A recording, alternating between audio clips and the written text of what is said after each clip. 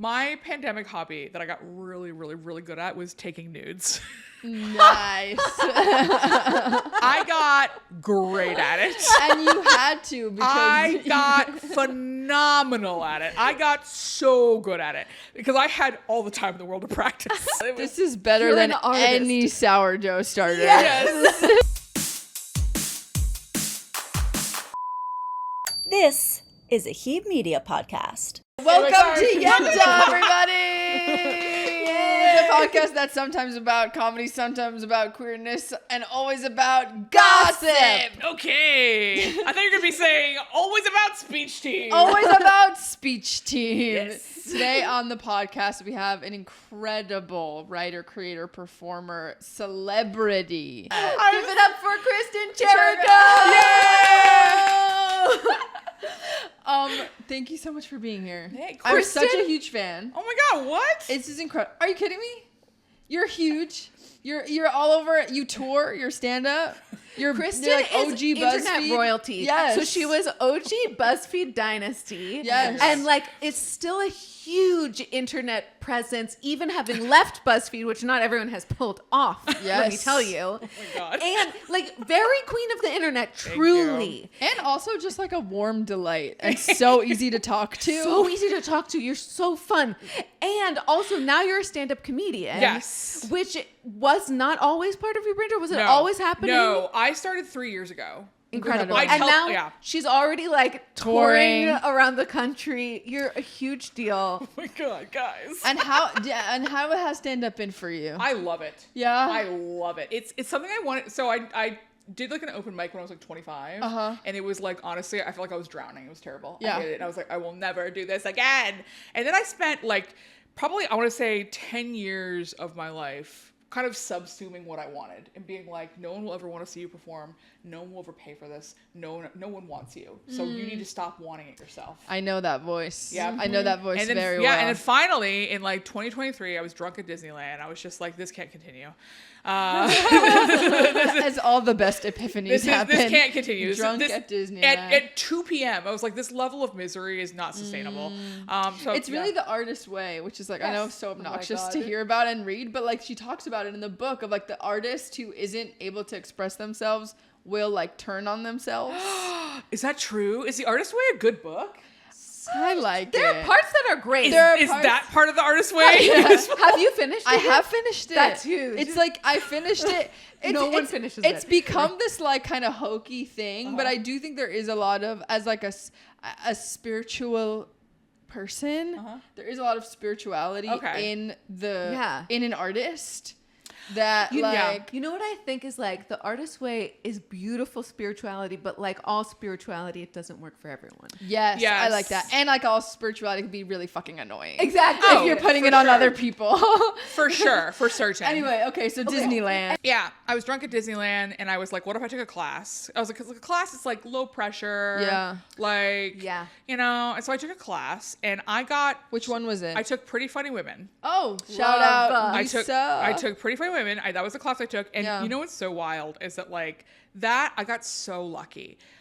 Because that class, the showcase of that class was in the main room at Flappers. Yes. And it was sold out, the main room of Flappers. That's Incredible. shocking. So the first show I ever did was to 200 people, which Wow. like, and you incredible. crushed. oh yeah, like no, I mean Yeah, yeah. obviously because otherwise I would not be here because it was like 'cause I went no, I became a monster because one person brought like 60 people, which is What I a love gift. that. one person brought incredible. so many people. When someone just starts doing comedy and they haven't Oh. used up every Exactly. single Yes. person that they have. Yes. People are still saying, invite me to your show. Yeah. Yes, I know, what a golden time that is. And then you have footage of you crushing at Flappers. Yes. Your first day out. That was the first show I'd ever done, the very first one. That's And then you were great. hooked. And then honestly, yeah, I Yeah. became a monster. Then I was like, oh, well, I have to keep doing this. And then like I just threw myself into it like wholeheartedly. Because the thing is, it's like when people ask me how long I'm doing stand-up, I'm a little sheepish where I'm like 3 years, like, because it's like 3 years is not a lot of time. It's really, it's especially for stand-ups when they're just like, you're a baby unless you've been doing it 10 years. They're so judgy. Judgy. I mean, and it's hard to explain to people that it's like, actually there's a lot of transferable skills between what I did before and stand-up. And speech team. And speech team. Not just saying. I've been doing this my whole life. I'm just saying. I'm just telling you. But yeah, I started doing it. I really threw myself into it, and then I started touring the following year. Incredible. I was doing co-headlining tours, and then last year I started solo headlining, and then this year was the first show I ever sold out. Nice. Incredible. So, in Boston, yes. Honestly, so someone gave me some career advice a few years ago that, like, honestly, I want to get tattooed on my body because it's really, really useful to me. They said never have the same year twice. Wow. And like, it's like, cause it's like, yeah, like, is every day going to be good or productive? Is every month going to be good or productive? Right. No. But like, if you look at it year to year, are you challenging yourself more every year? Yeah. How are you challenging yourself this year? Okay. Well, headlining. What? Headlining? Yes, I'm totally fist bumping. Because I'm only using my peripheral vision. I'm just like, is there like a fist bump happening? It wasn't a fist bump, but then I thought it turned into a fist bump. It kind of became like a covert fist bump. It became like a little, and then I realized when I fist bumped you, you have a beautiful rock, and I was going to injure myself. I would say, damn it, it's keeping me away. It's keeping the people. Fist bump. You can't. I know. You're so unrelatable now. You're cock blocking yourself with your fists, which is very tough. I'll just take it off. I just love watching two like people pleaser improv comedians try and navigate whether or not to fist bump each other. Can we just fist bump? Yeah. Thank you. We did it. Okay. Yeah, I'm headlining this year. I'm also I am on the 5-yard line of getting a memoir out to market. Wow. Oh my God. I've been working on a book with my book agent for 5 years. Wow. And what happened was it was close, and then I started doing stand-up. And then it kind of got backseated. And then now it's like it's time. So it's like this year, which like I know, I feel like if my agent's watching this, it's this year. But like this year, yeah. So like that would be the probably the big thing I do this year is sell this. I also want to tape a special, but that's probably not gonna happen this year because that's ridiculous. That's too many things. Like I'm not writing a book and taping a special the same year, not until I have an assistant. But yeah, I mean, I feel like every year is a little different, and like I feel like you can also apply that to just like challenges in your life because like sometimes you have things in your life that will derail your year personally, but there's still things that are teaching you like that are filling your creative bank and teaching you things and like because I've had years where I'm like, oh, this was just horrible stuff. But now I'm like writing jokes. I did it again. I'm sorry. I have years where it's just horrible stuff, but now I'm like writing jokes about it. So it's like, some material. And actually, I mean, I'm sure all the listeners know who you are, but in case they don't, like, maybe a little bit about what kind of stuff you like talking about on stage. So I talk a lot about. We get to your gossip too soon. Yes, I realized we derailed the crap out of the agenda. Yes. So I talk a lot about identity stuff. I am not to be that person who's like I'm gonna list all my identities, but they're important. I am a fat queer native woman. Which means I am honestly about as oppressed as you can be while looking like this. It's really sexy to be safe from the police in every tangible way. But yeah, so I talk a lot about that. I talk a lot about being native. I talk a lot about being a reconnecting native. I talk a lot about queerness. I talk a lot about my fatness. It's really odd because like, you know, like in comedy, sometimes they're like, no political stuff. Mm-hmm. So like that, basically what that means is I can't talk about queerness. I can't talk about being native, but I can talk about being fat because people don't view that as political. That's so true. Which is so funny to me because I'm just like, it's so wild that people, that like a fundamental part of me and like how the world is like challenging for me is through my fatness. And there's like, that's not political. That's just like, you'll fix that in time, girl. And it's like, yeah, it's very interesting. So that is interesting. I do have, I mean, I talk about history too. I have a bit in the centerpiece of my hour right now is a bit where I basically talk about how every president after they finish their term should have to go to prison. And then I basically ask everyone to talk about, to list like their favorite presidents as kids or whatever. And then I can briefly explain like why that man should be in jail. So you know all the presidents? Well, okay, so it's a party trick. I have jokes for about 20 of them. And then for the other ones that people usually don't shout at me, I know I can give you the answer based on like when they were president. Because it's like whatever the foreign policy or domestic policy was at that time that was causing them to murder people. Oh, of course. So like, you know. See, that's why it's so easy. It's like before 1890, it's murder Indians. From like 1890 to like 1920, it's like either murder civilians overseas or murder labor organizers. Past it, but like there's also specifics too, like, you know, FDR murdered Japanese people. So like some, you know, exactly, you know, it's like sometimes it's you can get like in the thing there, but it's really just either they murdered civilians overseas or they did genocide domestically. It's one of the two. It's actually pretty easy. Yeah. Yes. Yeah. So that's what a fun comedy party trick. Honestly, it is super fun. It's like, you know what's wild is that it's my most popular bit in red states. Really? When I'm in Texas, people love that bit. They go gangbusters for it every day, because every dad thinks he's gonna get me, because he'll be like the Clintons, and I'm just like, how much time do you have? Like I was like, they're going to jail first, like Greg.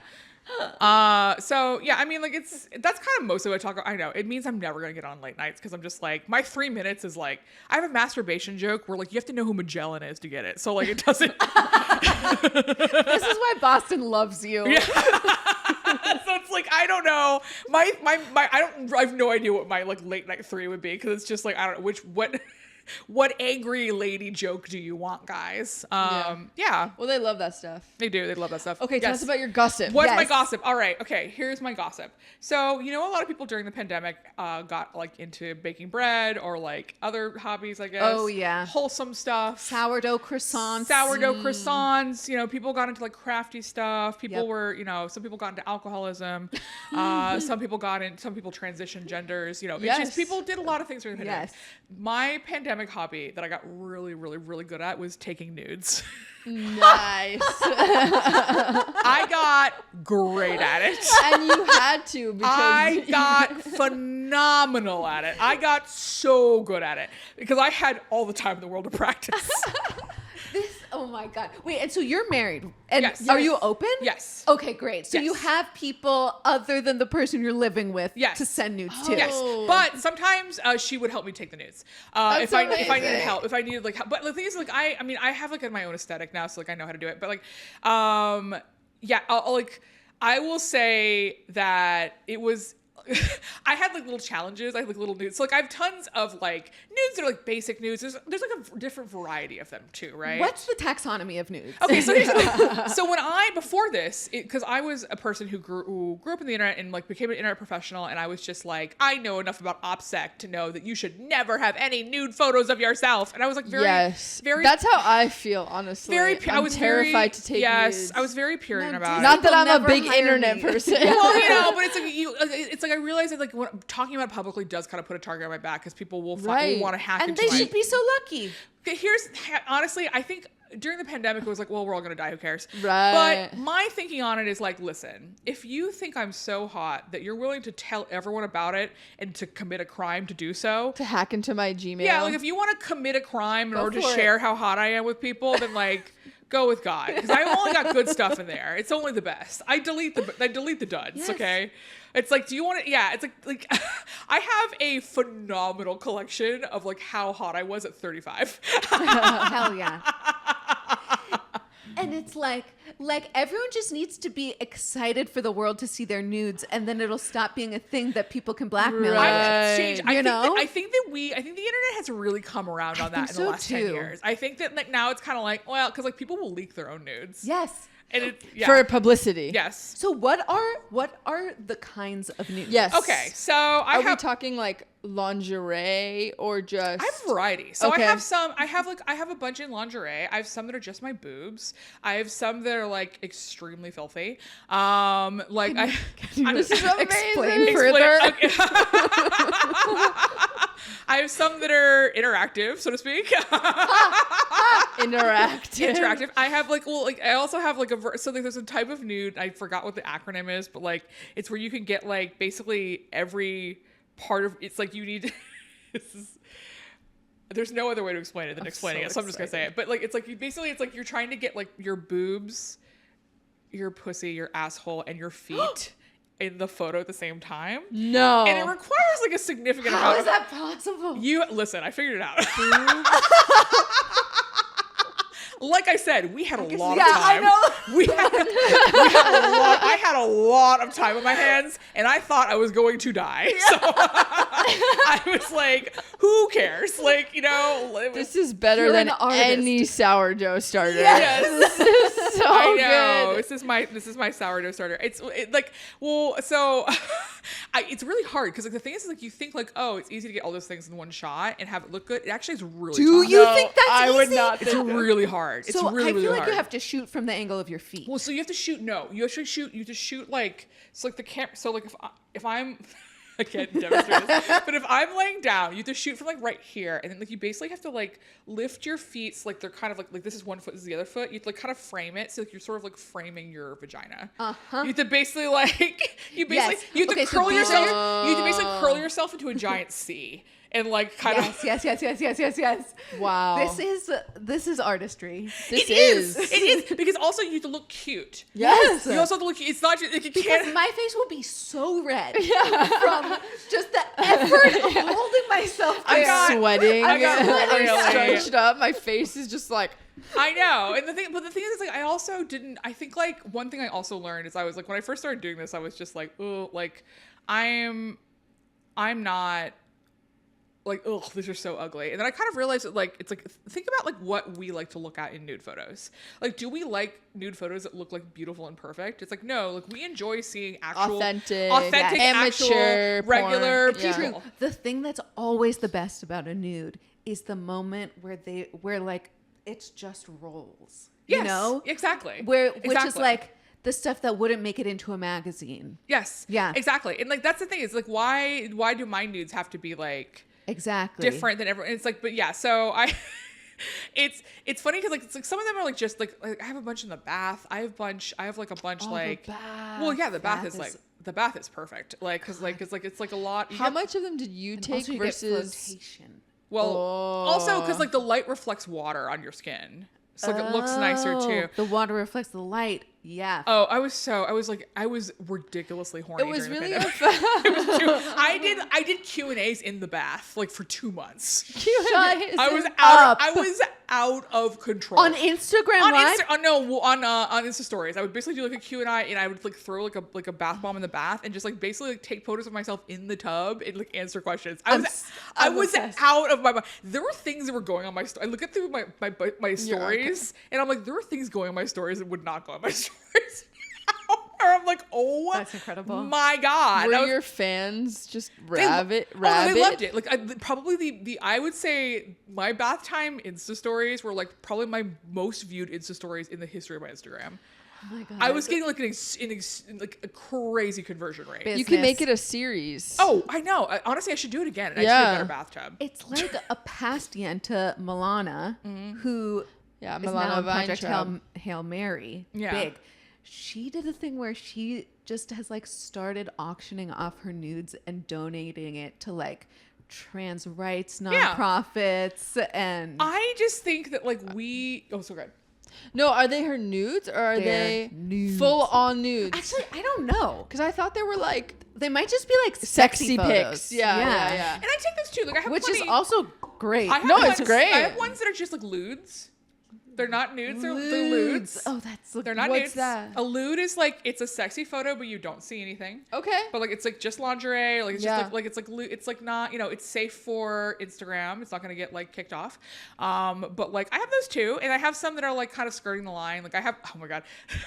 I have one that I posted on Instagram where it is a nude. I just covered, like drew like a little heart over my nipple. And I was like, that's just on. I was like, I just posted that. That's incredible. I was out of my mind. I truly was like, well, who cares? We're all gonna die. Like But what would you do now if you thought we were all gonna die? probably that again. Probably that. Easy. I would honestly But even more nipple. well, because here's the thing. Well, more nipple, but also just more creative direction. Because like I got like really good at like, because it's like, oh, how can I like, if I'm in the bathtub and like the light reflects off water off your skin, how can I use like light to sort of, how can I use different colors of light to sort of create like different? I honestly, if the pandemic had, in the acute phase of the pandemic, if that had gone on for much longer, I probably would have done like the fucking Bo Burnham's inside of nudes. Because like, I was reaching that level of like, I'm in a box, I'm out of my mind, but I'm creative. And so I'm going to turn that into whatever this is. This is incredible. Okay, what's your advice? So I am not a nude expert. I always feel like I feel like taking regular photos of myself, I still haven't cracked. And so I have great advice for this. Yeah. Find a nude that you like and copy it. oh my God, that's brilliant. Find a nude that you like and copy it. Like just copy it. Like it's not like nobody owns poses. Like Yes. there's no it's not like, oh, you did that, it's like it's so like you'll learn your angles, you'll learn what you like about your face, you'll learn like what you want to show off in your body, like you'll learn all that stuff. Also, not for nothing, try to do some basic OPSEC on sending these, like don't like leave yourself out bare, but like what's basic? I try to send my nudes only on Signal. Oh. So like, But I you don't have them saved in your I have iCloud. them saved on my or- iCloud. I have them saved on my iCloud. I don't have face turned on. So like you cannot do this to my face and get my nudes. You have to know my passcode. But like I also like, there's like our Wi-Fi is also like very, very well protected and firewalled and like stuff like that. So like people aren't going to be able to hack off of my Wi-Fi. So like that too. I mean, like I forgot also about that. I don't That's use big. I also No. don't use public Wi-Fi's that don't have password protection. Yes, I know about that God, one. you're Or good. if you do, then you have to use a VPN. Yes, exactly. I use VPNs a lot. I kind of just do like basic OPSEC. So like, it's like, listen, if they get out there, like, listen, I'm sorry that you want to see my artistry. Truly. But if it, I try to like be a little bit, cause like, what's the worst that can happen? People see me as a sexual object. Oh no. Like, I'll tell you this, no one who already likes me is going to be mad, and more people might like me as a result. It's perfect. That's so good. Okay, here's my pitch. Yes. The artist's way, but the way is just orifices. Yes. I honestly, listen. It's like, this is this artist's way. Okay, I feel like I'm almost there. Yeah. The artist's way, but it's for nudes. Yes. Yes. Yeah. Honestly, I feel like you learn a lot. I feel like you learn a lot about your body. You learn a lot about what people like about your body, and you also learn like honestly how to. It's such a way to hone your creativity in a way where you get instant affirmation, because like no matter what happens, it's a nude photo. Yes. No one's gonna be like, I think the camera angle's a little off. No. And if they do, don't send them another one. Yeah. Like that's a really easy way to get off the mailing list. Wait, so who were you off the mailing list? Sign up for my mailing. You'll get a lot Is of this a group subscribers. chat? Yeah. What great click-through rate you'll have. Could you imagine? Oh if my you God. put a nude in. Yeah. Wait, so who were you sending the nudes to? Oh, various. Any lovers that you could talk about? Have I talked about this on a podcast before? I can be vague. I can be vague about it. Yes. I can be really This vague. is the real gossip. I can be really vague about it. Because I think I've talked about this before on our channel vaguely. So it's like, it's also, I'm not like ashamed of it. So my wife is a trans woman who came out in 2020, so like in the middle of the pandemic. She transitioned during COVID. You became an expert at nudes. Yes. I love that. And then I struck Hobbies. up like kind of a situationship with a person who I want to say within the first 2 weeks of us talking to each other also came out as a trans woman. Incredible. Wow. Because I basically, Kristen, you're just finding all these eggs and You're You're like a hatching them. doula. I am. Unfortunately, I am the omelet cracker to the point where like I'll see a photo of, like if a man likes me, it's like always I'm kind of like tracking like the sadness in his face and being like, I don't know, like if it's like if you genuinely look like you are very upset about this mustache you're hiding behind, it's like maybe you don't want to be a man. There's a lesbian within. There's there's a lesbian who's crying. Yeah, but yeah, so that was, and like a lot of it was because I was saying to her, I was just like, listen, I don't want to like show you the last page of the book, but like But I know what the ending is. I know what the ending is, and I think honestly, I think she was just waiting for someone to tell her that. I think because like Yeah. honestly, she literally was just like, you're right, I am a trans woman, okay, and then like basically just like flipped her life upside down. Like just basically, it's like you're Wow. right. Like yeah, okay. And honestly, I think like that was very attractive, and I was very impressed. Yeah. Because usually, not usually, but I think often when people are dealing with that, like it's a slow process, right? Mm-hmm. It's not like not that it's not, there's no inherent value in transitioning fast or slow. There's no inherent value in transitioning fast or slow. It happens at the pace it happens. But I think like I'm just someone who's very impressed whenever someone like decides what they want and just goes for it. Right. And just like That's really hot. just goes for it. It's hot. It's hot. Yeah. When people If decide you what they need want, just go for someone it. to kick down the door on your transition, call up Kristen. Yes.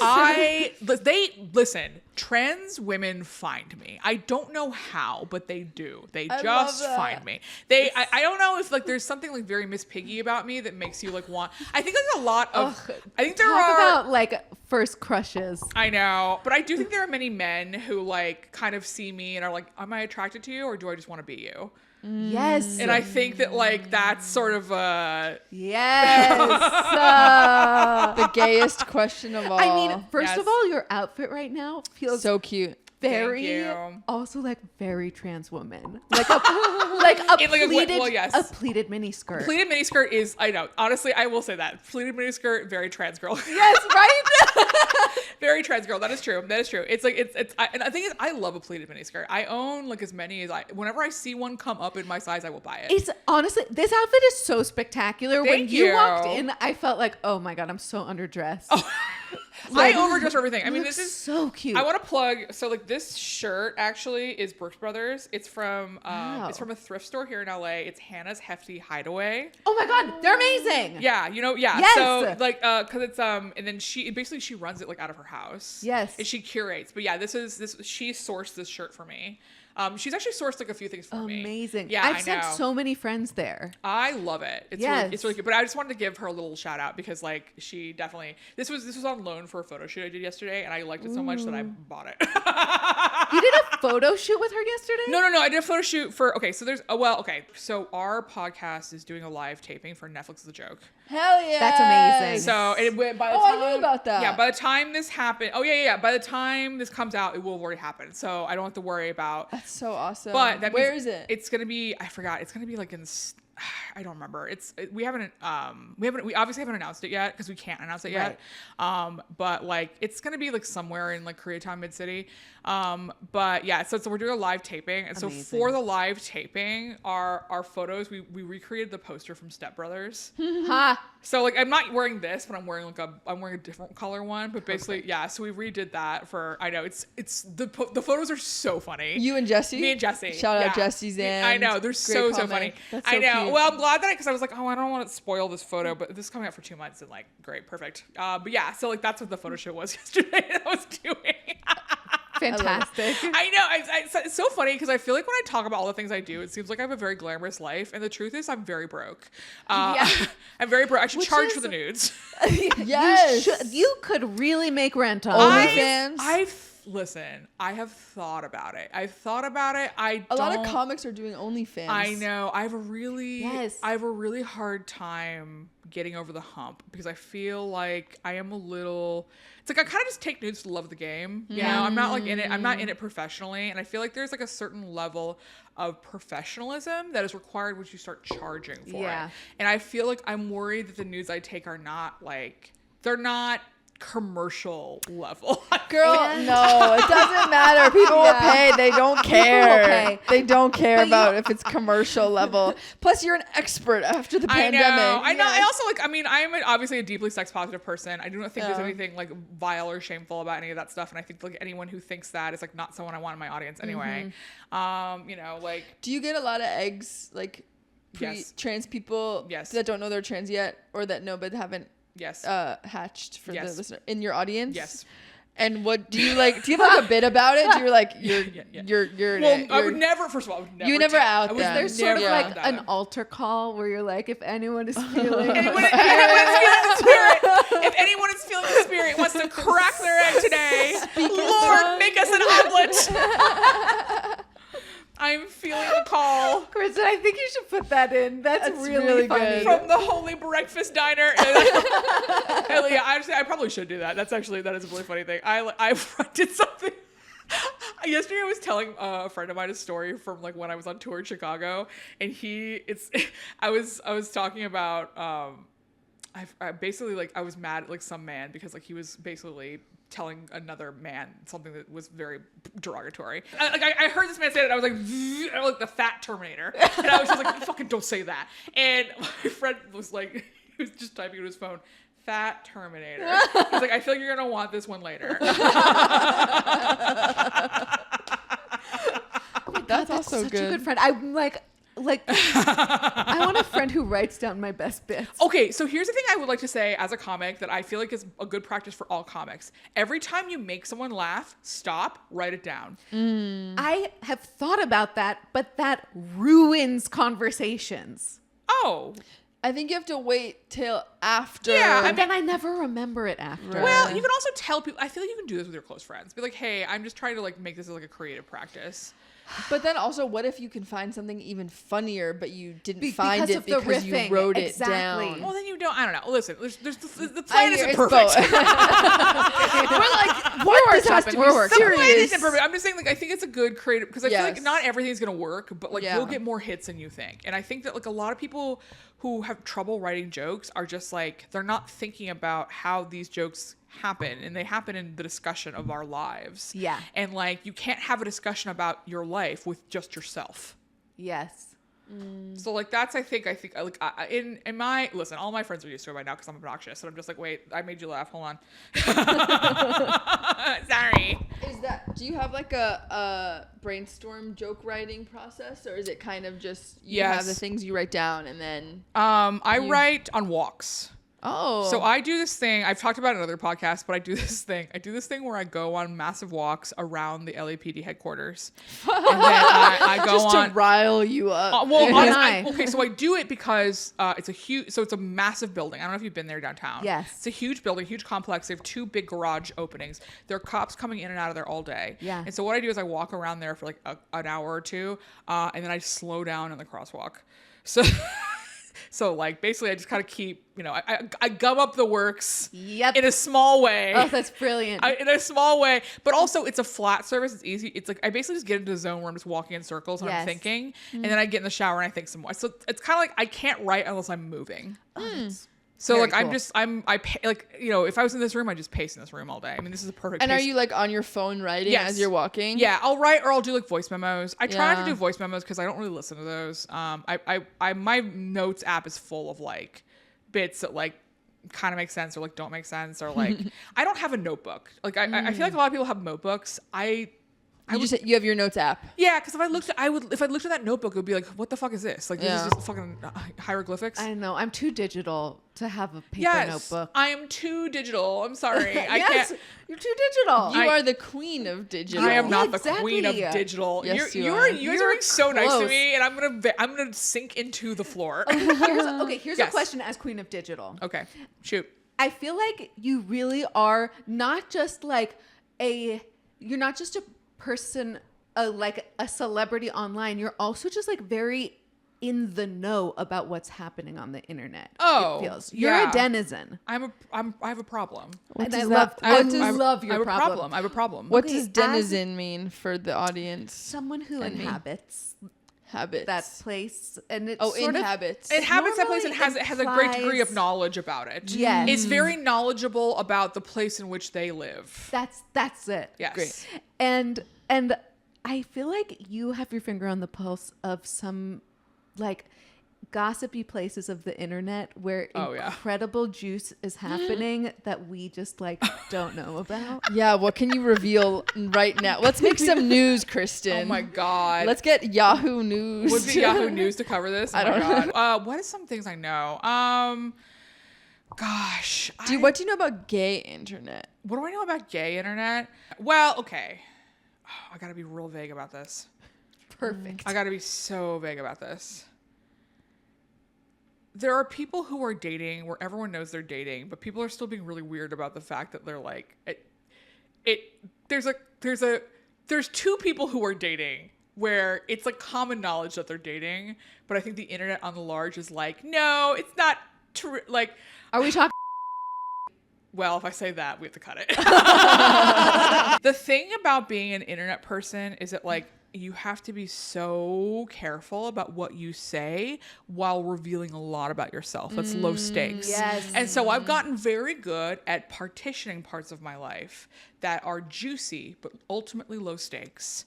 My God. And That's things such a good way to and think things of it. that are private but high stakes. Yes. Because there are things about my life I will not mention at all. That if you brought them up, I'd be like, we have to stop right now. I cannot discuss that.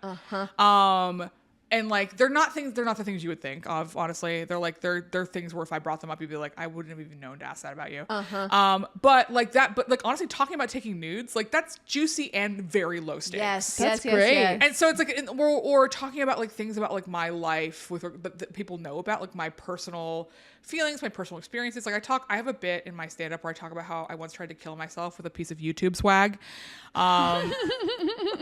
Like, What was the YouTube swag? it was the bathrobe tie. Oh my God. Not long enough, first of all. Yeah, you actually, do you know you need 7 feet of rope to tie a noose? First of all, who has 7 feet of No rope? one. Weirdest trip to Home Depot. It doesn't work. Yeah. So, but the thing is, like, that's like a At detail. Home Depot in the rope section, there's the rope there's like a therapist on duty, just like Who's just like, hey girl, are you trying to buy? 6.5 feet. That's fine. You can go. It's like, is this jump rope or like other, you know?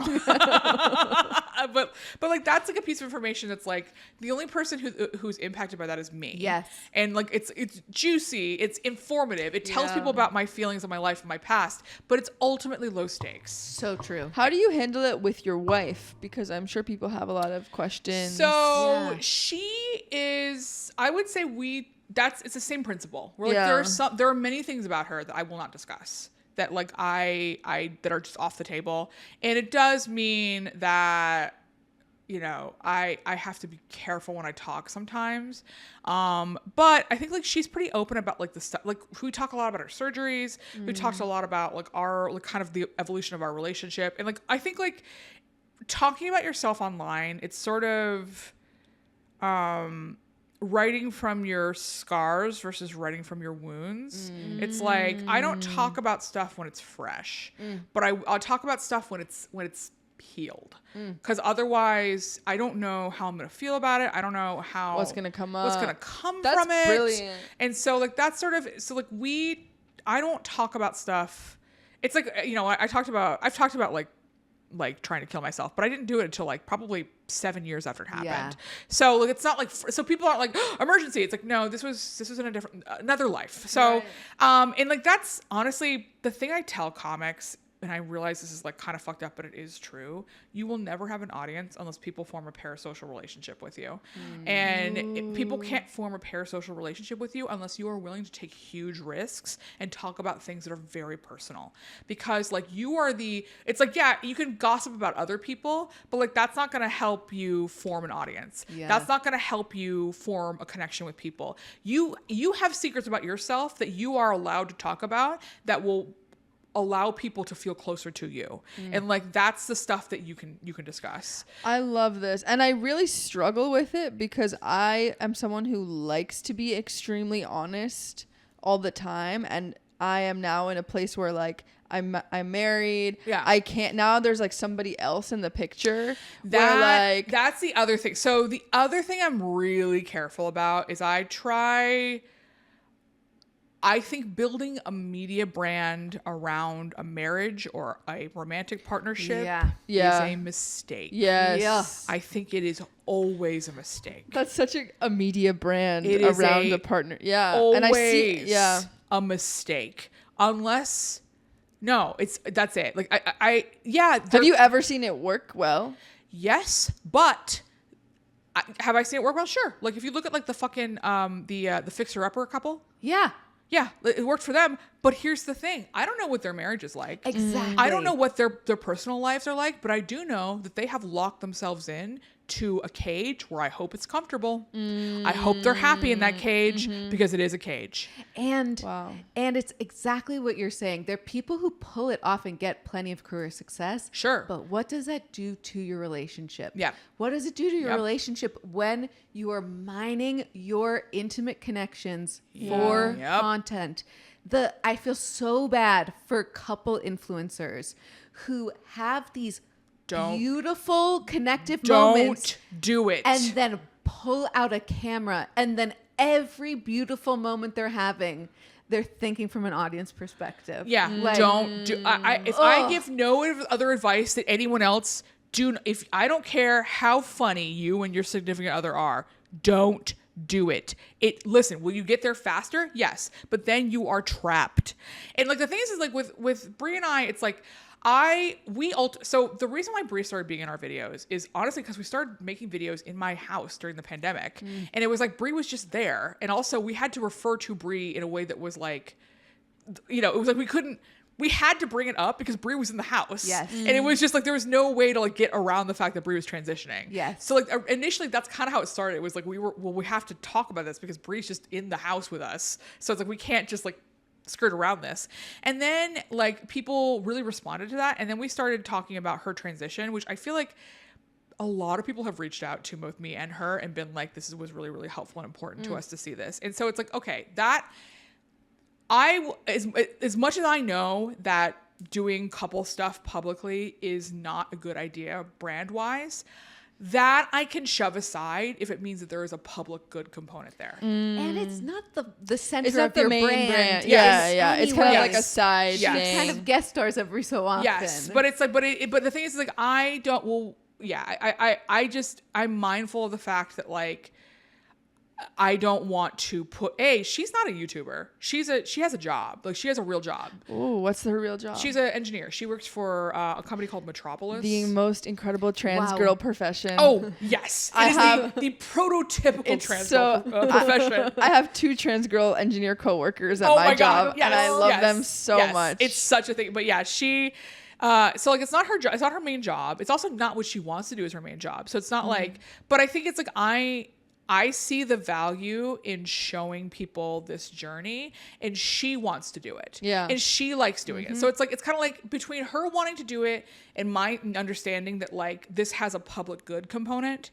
It's like, I'm willing to take that risk. Yeah. But don't fucking do it. Don't fucking, it's a shortcut you should not take.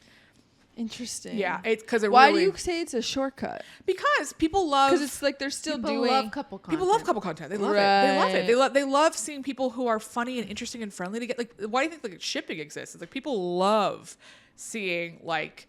We love love. We People love love love. romance. They love we love. gossip. They love love. They love gossip. They love being in people's business. Yes. They love all that stuff. And I think that like it's a way to create like an interesting dynamic.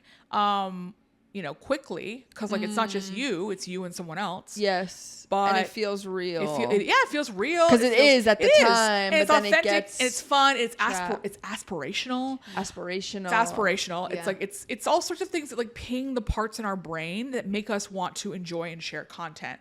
But if you build a brand around that, then your whole brand exists around that. And then if you break up, which you might, It has to. you be. have to start over.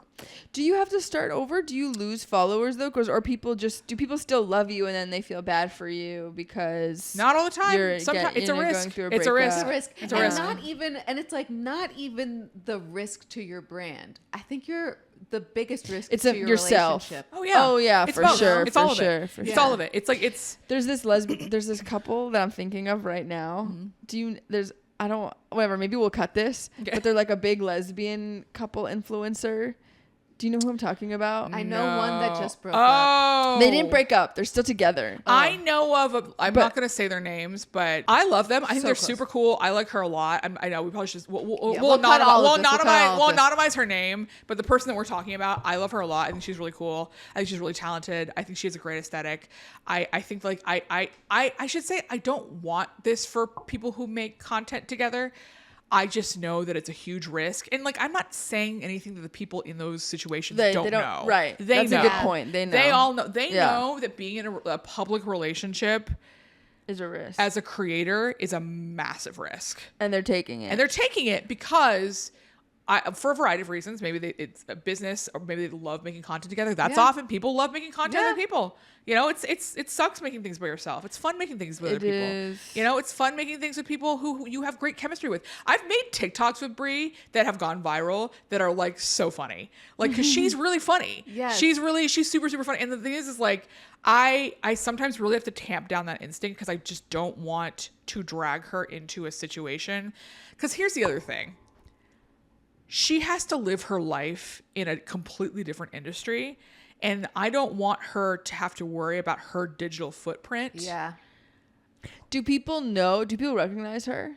Sometimes, yeah. Yeah. In life, yeah. Oh, for sure. Yeah. People ask me about Brie all the time. People when I'm not, yeah. So like that's, and She's a public person, even though she she doesn't. now is a public person. Yeah. And so it's like I kind of, and I feel a lot of.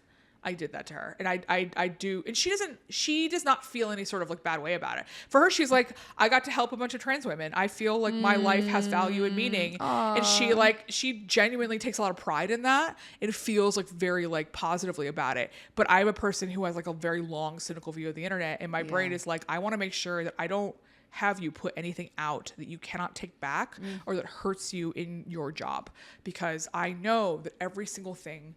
Once you say something on the internet, it is out there forever. Yeah. Yeah. Oh, I know. love that. That's so heartwarming knowing that I have this podcast that we've been doing for Yeah. For hundreds of episodes. that I've been saying such dumb shit That's out there. for so long. Especially when we first started and I like did not give a single fuck about what I said. I have like explicit shit on this pod. Yeah.